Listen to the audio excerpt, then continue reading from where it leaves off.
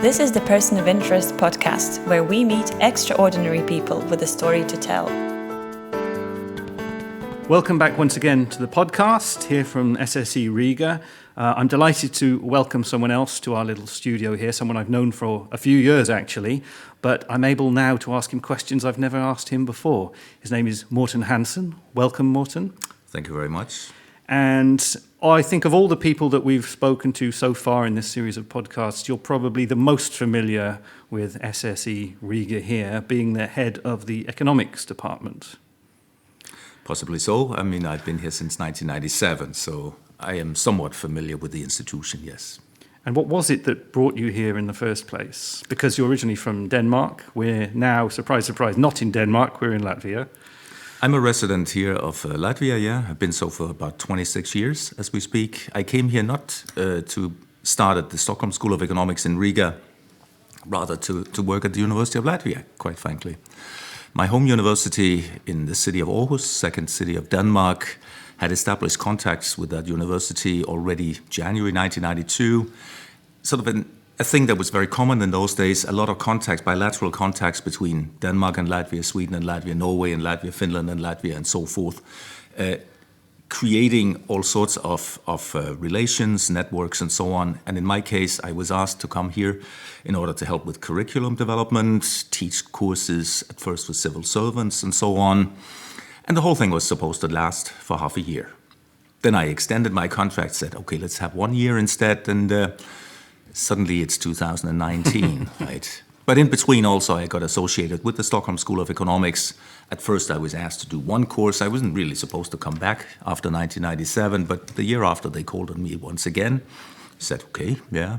Even the money was decent actually at that time.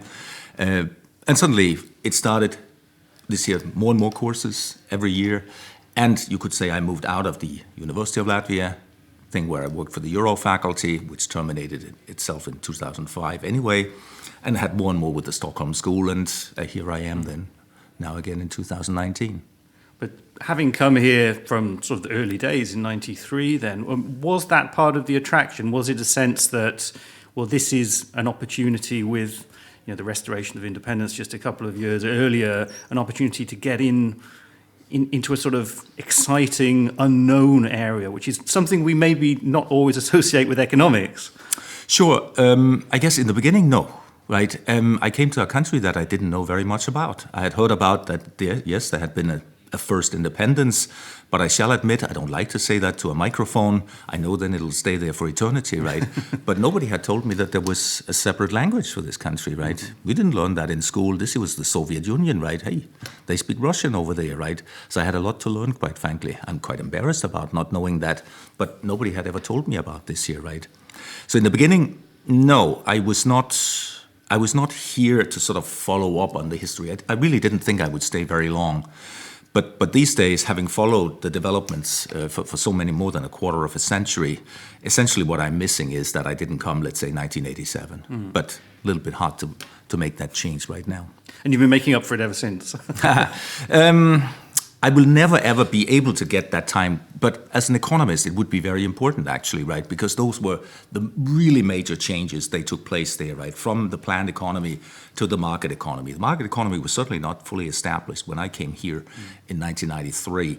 But the really sort of big changes, some privatization, the very rapid inflation that was here, especially in 1992, and other issues like that. All of that I missed in some sort of way. Yeah. And if we just take a little step a little bit further back in time, what was it that set you on the path towards economics originally? Were you always a mathematically minded person, or was it some sort of chance happened along the way that opened your eyes? Some chance, but no, mathematically oriented, definitely, right? Yeah, one of my favorite courses, mathematics, statistics, and so on, always some of my favorites. But quite frankly, I got into economics because of problems in Denmark that we had when I was a young man, sort of late teens or something like that, where we had serious economic problems, and where I thought about, but where does it come from? How to handle it? And that created sort of the interest in going into economics, try to study that. And then I was fortunate. We have some strong programs, and especially in the second city of Denmark, of Aarhus, a very, very strong program, not least at the time in the field, in my preferred field, econometrics at the time, when one of our lecturers was, well, he was at the frontier of research in the world. So we even had some later Nobel Prize winners coming to try to teach us. And that was really super interesting to be able to get lectures that came from somebody who was researching right on the frontier of development. And was that a sort of inspirational figure for you? It was. He was also a great lecturer, right? So it all sort of comes together and then becomes a good sum of events, so to speak, right? But this year that I would end up in this country, I had no idea about at that time. This was back in the 80s, of course. Nobody thought about a future Latvia or something like that. Complete unknown at the time. I had also sworn that I would never become a lecturer. Like, I mean, my mother was a school teacher, right? So, but here I am, right? Something obviously went wrong along the way. And so, how did that switch from study to teaching take place then? Oh, it was very simple in my case.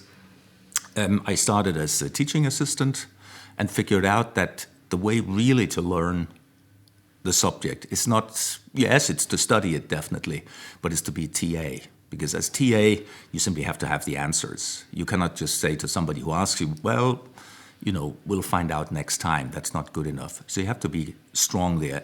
And what I did was then work very much as a TA. The very fortunate thing about Denmark is that they pay for something like that, and they even pay quite well. So when I ended up with many teaching assistantships, it was like having a full-time job.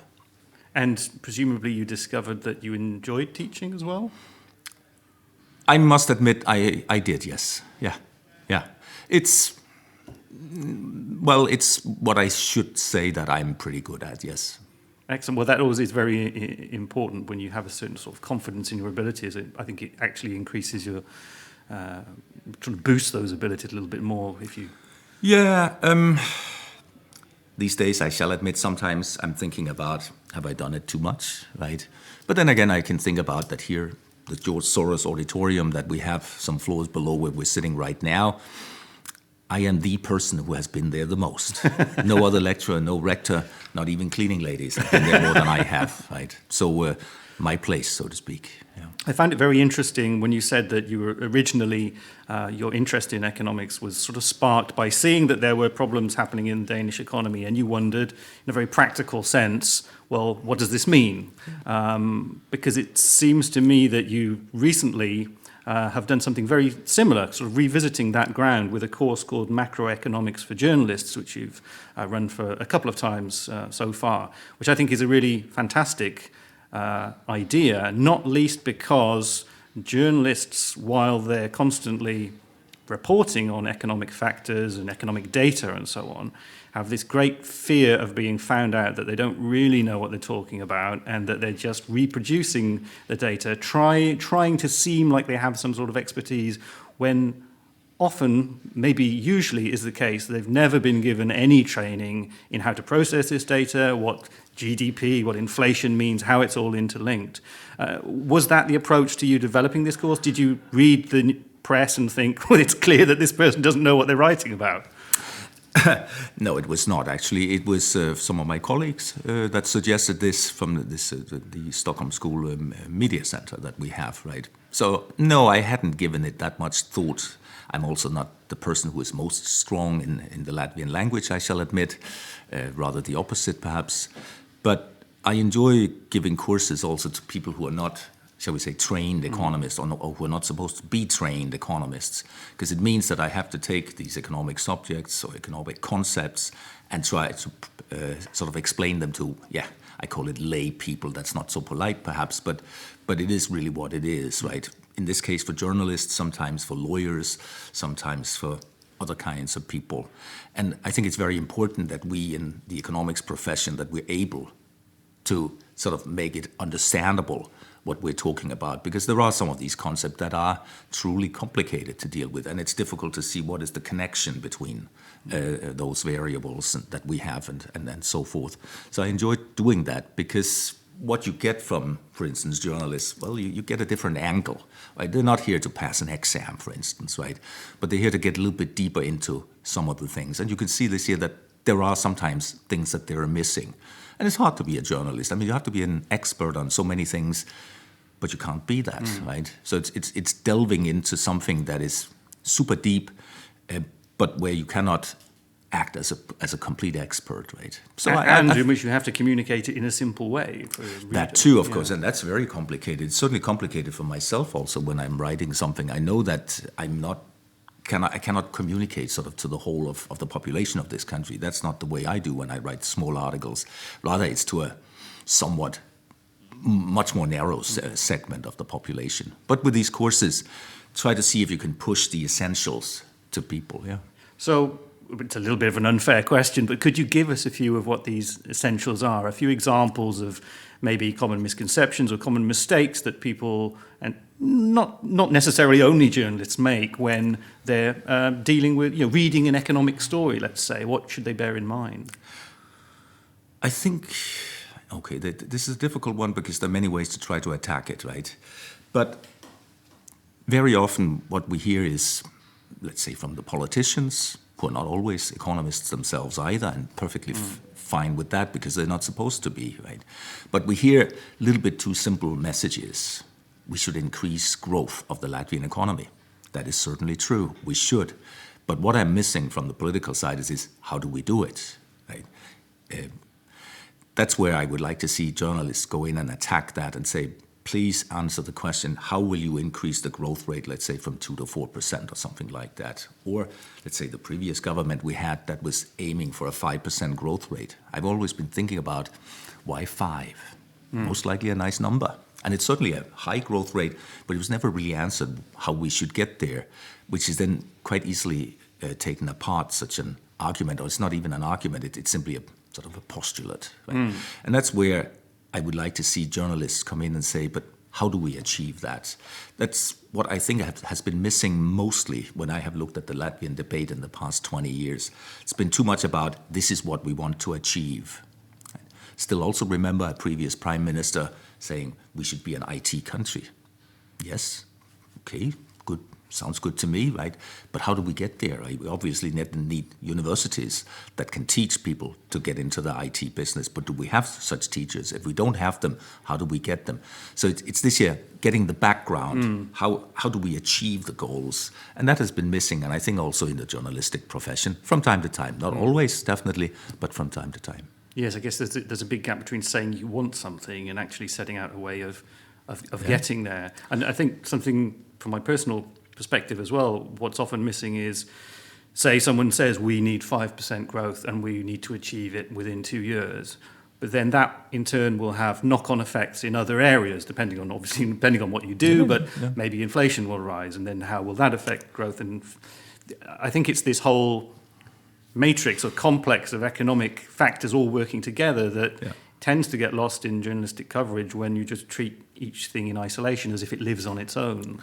Yes, and also even journalists, when writing very well, will have a problem communicating that to the population in general, because the population will also have limited knowledge of how economic variables are connected to each other, and therefore also are much more easily, let's say, convinced by some that this can just be done or something like that. But that's not how it works in reality, of course.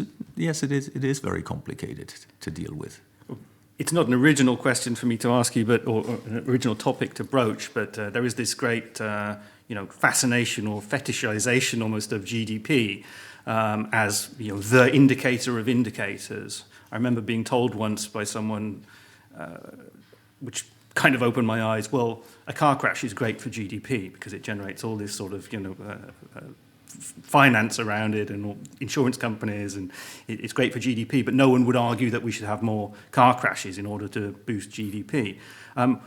Are there other indicators, or maybe a range of other indicators that we can use as a substitute or to support this great GDP god? GDP is flawed in all sorts of ways, but it's not so strange that it's flawed because it tries to measure the economic activity of a whole country. And even in this small country in which we are right now, still 2 million individuals making economic decisions every day. Okay, some of them in the kindergarten perhaps don't do that, but we are more than 900,000 of us who are working here today, right? We all make decisions regarding economics. We're all contributing to the economy, meaning it's a very complex thing. Do we get everything measured with GDP? No, we don't, but we really get a lot. And what is important, or also very useful with GDP, is how it correlates very well with other indicators. And countries with high GDP per person, meaning high level of income per person, will typically have low infant mortality, they will have high life expectancy, in general have healthy lives, they will have good social protection, and so forth. So with GDP, you can typically answer many other questions of how is that country doing. Are there economists, schools of thought that you find particularly interesting at the moment? It seems to be often that everyone will talk about whoever won the Nobel Prize last year or the year before, and that there's this sort of carousel almost of who's in and who's out, who's got the best-selling book. But are there figures that you kind of return to time and time again for a bit of common sense or a refresher course? I'm just sticking mostly with the good old guys, Keynes and Friedman. I mean, I haven't changed my mind there very much. I'm possibly one of the last monetarists around, but I'm happy to subscribe to good old Keynesianism also. In that sense, I'm quite flexible. Politically, I'm perhaps very different, but in terms of economics, shall we say eclectic. I don't go in for any of these sort of fringe theories that come up now and again. There's a lot of that in economics, and certainly one who is not trained in economics should be really careful about going to the internet and trying to find answers to economic issues, because you can find just about any answer. It seems that economics these days is more religious than religion, perhaps. Yeah. And on a day-to-day basis, I mean, could you maybe suggest a few ways in which we see economics impacting our daily lives? I mean, as you're going through a typical day, I'm imagining that every now and again you must notice things, or you must think, well, this is interesting. I wonder if this leads into a bigger picture, a bigger pattern of behavior or something. And people don't think about how much economics actually shows up, right? But think about this here. Most of us will do some shopping during a given day. That means we have to find out how do we spend some of our money on buying various goods. And we better be careful with that, because the amount of money we have, I guess both you and me, is limited. So we better spend it in a proper way. When we go to a supermarket, how many goods do they have for sale? Thousands and thousands of different things, right? How is that organized so that when we show up with our money, the goods are basically always there? I mean, we always remember the day when they didn't have that brand of coffee that we usually buy. They only had the other 25 brands. But the economy manages to ensure that virtually on every occasion when we want to buy something, that something is available if we're willing to pay. That is an accomplishment, and it's certainly super different from the planned economy of the Soviet Union that was here just 30 years ago. It's a huge change, right? And I think many people don't think about that anymore. Funny thing also for me is now this year we have a so-called overheated labor market here in Latvia. This year that the economy's been doing well for almost 10 years in a row. Unemployment is super low, and even though people are not economists themselves, they realize that. They know that it's difficult to hire people. They also know as employees that, hey, this is the time to ask for a pay rise, because you can most likely get it. You're not at the risk of being fired. So what I like to see is this year that people who are not economists, they still behave in a way that is very well explained by economics. They do exactly as they should. They're not economists, but then again, in a sense, they are. But we're all economic animals in a sense, then. Yeah, let's put it like that, and yeah. And one final thing, I noticed that as well as your duties here, you also sit on Latvia's Fiscal Discipline Council, which was set up a few years ago specifically as a sort of a group of experts who would advise government on policy, whether it was in line with sort of long-term sustainable economic goals. Do you find that work makes a real difference? I had hoped that you would ask the question differently, right? Because I now have to try to avoid saying no. Because right? it was quite a radical thing in a way to set it up. It does have an influence, not as much as I perhaps had hoped for, but realistically speaking, what can you obtain, right? I'm super happy to be part of it because it means, there's been some trust in me as I'm a resident here, I've been it for a long time, but I'm still a foreigner. And I have absolutely no problem with that. And I realize that I'm not a citizen. Perfectly fine with me, right? Should be humble, try to be. And I try to be that, right? But it's very nice to be part of it. Therefore, also having an ability to make suggestions, to be part of the economic policy debate of this country. That is a privilege, quite frankly. We do have some influence. I don't think we change government policy all that much, but I think we have some influence there. But we also have influence via meetings with the European Commission, comes to visit a couple of times per year. The ratings agencies will come and visit us. The International Monetary Fund will come and visit us. So we have visibility in other places. And IMF, EC, European Commission, ratings agencies, and so on, all of those also have some sort of pressure on the government. It's also important to say we are not the lawmakers, right? The lawmakers were elected by the people. We were sort of indirectly elected. It's the lawmakers who should make the laws, who should try to find out taxation and spending and so on. But we are there to try to uphold the so-called fiscal discipline law, right? So our influence should be more limited, even though it should have some sort of impact. But I have found out that, yes, politicians use most of their time to think about spending and perhaps not so much about raising the appropriate tax revenue.